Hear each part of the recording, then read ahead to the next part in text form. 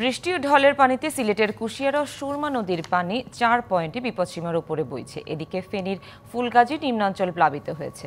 মুহুরী ও সিলোনিয়া নদীর বেড়িবাঁধে ফাটল দেখা দেয় প্লাবন আতঙ্কে এলাকাবাসী। পানি উন্নয়ন বোর্ড জানিয়েছে, সিলেটের আমলশীদ, শেওলা ও ফেঞ্চুগঞ্জ পয়েন্টে, কুশিয়ারা নদী ও কানাইঘাট পয়েন্টে সুরমা নদীর পানি বিপদসীমার উপর দিয়ে বইছে। ঢলের পানিতে জকিগঞ্জের একটি বাঁধ ভেঙে কানাইঘাট ও বিআনি বাজারের অনেক এলাকা প্লাবিত হয়েছে। কয়েকদিনের বৃষ্টিতে ফেনীর ফুলগাজীর, মুহুরী ও সিলোনিয়া নদীর বেড়িবাঁধে ফাটল দেখা দিয়েছে। এতে প্লাবন আতঙ্কে বাঁধ সংলগ্ন দরবারপুর ইউনিয়নের দক্ষিণ বড়াইয়া, জগৎপুর ও আনন্দপুর ইউনিয়নের কয়েকটি গ্রামের বাসিন্দা। পরশুরাম উপজেলার নদীপাড়ের বেশ কয়েকটি গ্রামেও বাঁধ ভেঙে লোকালয়ে পানি প্রবেশ করেছে। এদিকে লালমনিরহাটের সার্বিক বন্যা পরিস্থিতির কিছুটা উন্নতি হয়েছে। পানি কমলেও তিস্তার নতুন করে নদী ভাঙনে দিশেহারা নদীপাড়ের মানুষ। কালার এক্সপার্ট, জর্জ স্যাপ এবং মাইল্ড অন হ্যান্ডস টেকনোলজি সমৃদ্ধ অরিক্স ক্রিস্টাল ওয়াশ আপনার বন্যার পানি আমরা সবকিছু ডুবে গেছে। আবার বন্যার পানি আইতে আছে, আমরা থাকতে অসুবিধা হয়। বন্যার পরে যে বেড়িবাঁধের যে কাজ, এই কাজটা এখনো হয় নাই। এগুলো ছোটখাটো অনেক ভাঙনা আছে, এই ভাঙনা দিয়ে অনেকগুলো পানি ঢুকবে। মানুষের এখন চোখে ঘুম নাই। 200-250 লোক আছে চলার মতন। বহু সমস্যা, যদি রাস্তাটা ঠিক করে দেয় তাহলে আমরা চলতে পারবো, গরিব মানুষ। এটা আমাদের জন্য একটা অভিশাপ হয়ে গেছে।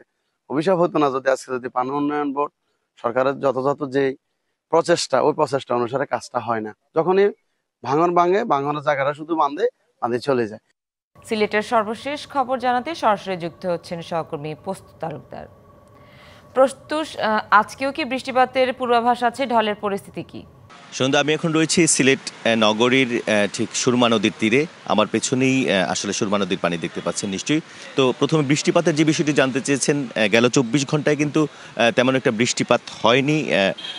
আসলে এর আগের কয়েকদিনের তুলনায় বলা যায় একেবারেই কম বৃষ্টিপাত হয়েছে। তারপরও আসলে সিলেটের নদীগুলোর পানি বৃদ্ধিটা মূলত নির্ভর করে উজানের পাহাড়ি ঢলের উপর, অর্থাৎ মেঘালয়ের যে ঢল, সেই ঢলের উপর কিন্তু সুরমা এবং কুশিয়ারার পানি বৃদ্ধির মাত্রাটা নির্ভর করে।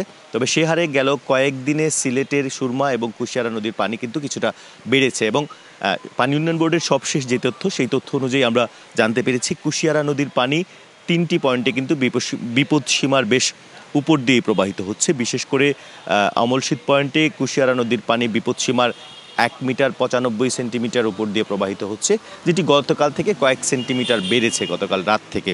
এছাড়াও শেওলা পয়েন্ট এবং ফেঞ্চুগঞ্জ পয়েন্টে কুশিয়ারা নদীর পানি বিপদসীমার বেশ কয়েক সেন্টিমিটার উপর দিয়ে প্রবাহিত হচ্ছে।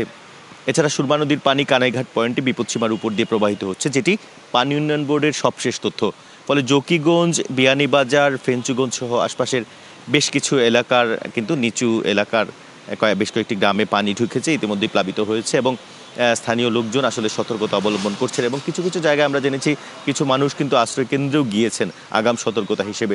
তবে যেহেতু গেল 2 দিন ধরে বৃষ্টিপাতের পরিমাণ কম হচ্ছে এবং যেটি বলা হচ্ছে, যদি মেঘালয়ে ভারী বৃষ্টিপাত কিংবা অতি ভারী বৃষ্টিপাত না হয়, সেক্ষেত্রে আসলে পরিস্থিতি আরও কতটা ভয়াবহ হবে কিংবা যে পানিটুকু বেড়েছে সেটি কমবে কিনা সেটি নির্ভর করবে মেঘালয়ের বৃষ্টিপাতের উপর।